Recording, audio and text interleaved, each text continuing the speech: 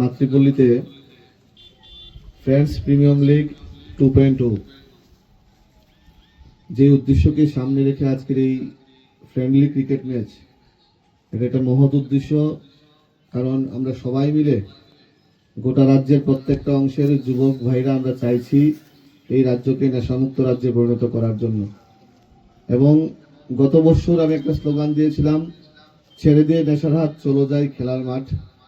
আমি এই স্লোগানটা দেওয়ার পরে বিশালগড়ে আমি দেখেছি, বিশালগড়ে একটা সময় মাঠ হারিয়ে যাচ্ছিল, মাঠে যুবক যুবতীদেরকে আমরা দেখা বিরল হয়ে গিয়েছিল।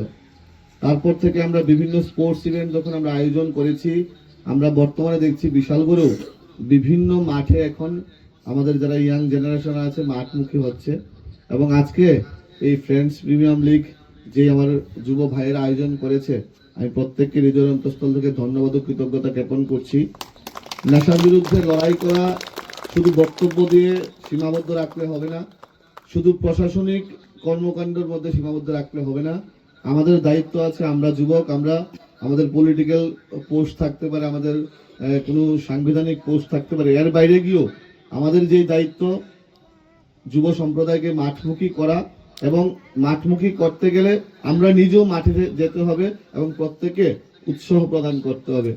আমি একটা জিনিস আমি লক্ষ্য করেছি, যদি আমরা নেশামুক্ত ত্রিপুরা চাই, আমাদের শরীর চর্চা, খেলাধুলা করতে হবে, আমাদের সাংস্কৃতিক চর্চা করতে হবে, আধ্যাত্মিক চর্চা করতে হবে। যদি যুব সমাজ শরীর চর্চা, আধ্যাত্মিক চর্চা, সাংস্কৃতিক চর্চা করে, আমরা আমাদের লক্ষ্যে পৌঁছাবো।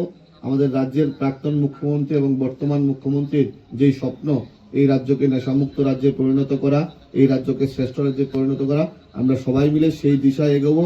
এবং যেখানেই স্পোর্টস ইভেন্ট হবে, যেখানেই নেশার বিরুদ্ধে যেই কোনো ছোট বড় কর্মকাণ্ড হবে, আমি সুশান্ত দেব আপনাদের ভাই হিসাবে আমি প্রত্যেকের পাশে থাকবো। আমাদের ভারতীয় জনতা পার্টি যুব মোর্চার রাজ্য সভাপতি শ্রী সুশান্ত বর্ষ এই ম্যাচে